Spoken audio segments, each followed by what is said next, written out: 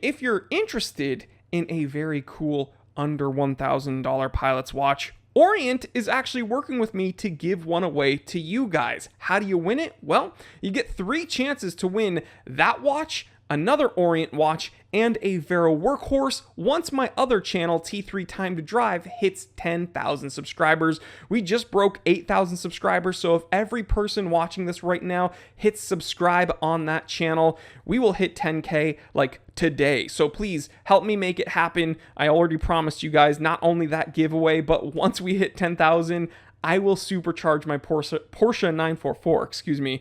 I'm like stuttering whenever I say that because I'm pretty positive I'm going to blow the engine. But hey, it'll make for some great content and it's going to be a blast while it lasts. So yeah, hit that subscribe button here and on T3 Time to Drive and you'll get the giveaway and some crazy supercharging forced induction Porsche action. Hallo, ich bin ein Dr. Corbin Poopsreach. For you laypersons out there, maybe you don't speak my language, but my name is Dr. Corbin Poopsreach. Not to be confused with Professor Finkel Poopschmier. We are not related, and he has a dumb name. And he is not even a real doctor, okay? I'm a medical doctor. He got like a degree from DeVry. We are not the same. I am here before you on this, what is this? This is a television show. This is YouTube channel. Okay. We got to start somewhere, I suppose. I am here before you not because of any sort of court-mandated community service or anything. I've honestly never committed a crime in my whole life. I've done some maybe questionable things online, but it's like, you know. I'm pretty sure in the 80s there was a movie about downloading a girlfriend, so why do I get in trouble when I try to do it? I tried to download a girlfriend, and what? I get a knock on the door, I get a flashbang through the window, and now I have community service. I'm not here because of that, okay? Do you have a VPN sponsor on this channel? You know what? Some free advice for you there in TV land. Get a VPN. Incognito mode doesn't actually stop people from looking at your search history or the things that you go online, the things that you do by yourself. It's like, let a man live, you know? All of this is to say I am not here for any court-mandated community service. I'm here before you on my own behalf to talk to you about something I'm very, very passionate about. German watches. Here on my wrist, we have a Stowa. This is a Stowa automatic. Flieger classic. Very sexy. Total diesel. Very nice. If I get a little closer, maybe the camera can see a little better. Oh yeah, smooth as silk. Very tough, very German. Let's go ahead and talk watches, yeah? I'm Federico. Oh, I'm Federico. Let's Federico talking watches. Who's that guy? Who is that guy? Oh, Federico. I know everything about watches. Oh, I know everything. Oh, guys, check it out. Federico. But he's never worn a Stowa. I'm Federico. I know everything. I know everything about watches. And also, I'm a really nice guy. Oh, I'm Federico. I'm really nice to everyone. Oh, I'm so smart and knowledgeable about watches, and also I'm a very genuine person and very nice. Wow, okay, cool. The diameter of this watch is 40 millimeters. The height or thickness of the watch is 10.2 millimeters if you're getting the automatic. If you want the manual wind, 9.2, a shaved millimeter off. That's what happened to me when I got circumcised. I don't know if we can put that on YouTube. God.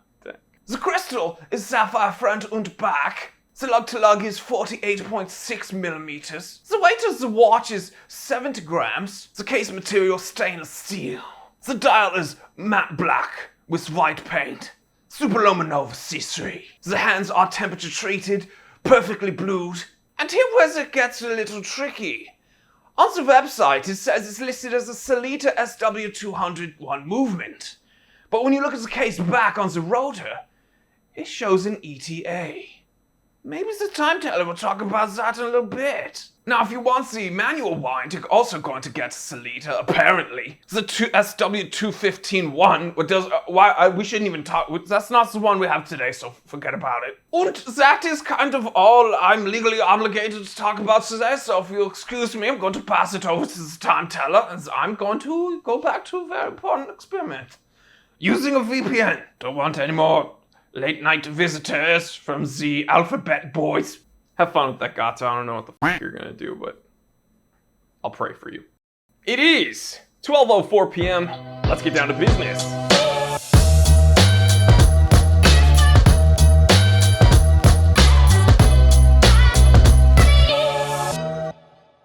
All right, guys, I'm not sure who's still around after that terrible display, but yay, that's Corbin, baby. That's Dr. Corbin Poop Screech. Okay, so we already went over the specs a little bit. I'm going to do it in American English. 40 millimeter diameter. If you're going for the automatic, it's 10.2 millimeters. A little bit thinner if you want the manual wind, 9.2. Crystal, sapphire front and rear. That display case back, okay, a little bit confusing. Because as Dr. Corbin Poop Screech described, this one has the 28242, and it's printed on the rotor. And then when you go on the website's images, it also shows a 28242, but then on the specification list, it says Salida.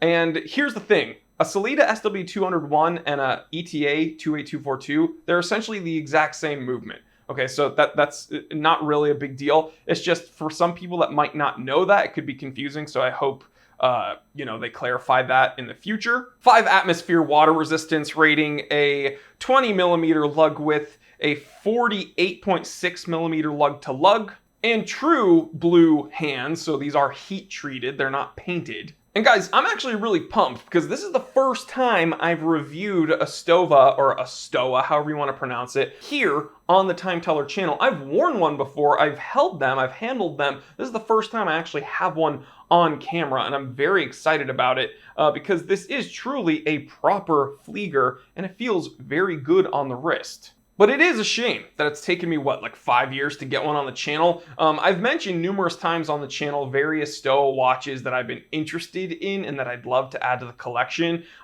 This, after wearing it for a couple weeks, I'm going to tell you right now, this is something I would wear daily. It's not perfect. We're going to jump into the pros and cons, though. Pros. There's a lot of customization on, just straight from the factory, right? So this isn't really watch modding. It's just variations that you can choose from, kind of a la carte on the Stowa website. So everything from the logo, you can choose to have the logo, or you can make the dial sterile. You can have engraving done on the buckle. Let's see. You can choose the movement, automatic or manual wind, and you can choose date or no date. This one is the automatic, again, with the ETA movement and a 6 o'clock date. Another pro would be really great vibrant loom and big, bold, broad handset, and the numerals, the Arabics just light up. I'm actually gonna see if I can, in real time, shine it up with my UV torch for a second. See, even though it's not quite in focus yet, look at that. You can tell that it's glowing. That's very impressive. And we're going to be getting macro shots, so don't worry. I actually really like the display case back. Even though it's kind of minimally decorated, I like how everything's written out on the rotor, even though it's a little bit confusing because this clearly is an ETA. But whatever. Hopefully, they'll clarify that. Another pro would be the heated blue hands. This is not a painted bluing, so it's not going to chip off in the future or flake off. That does happen with some watches. I've had it happen to some watches that I've owned in the past.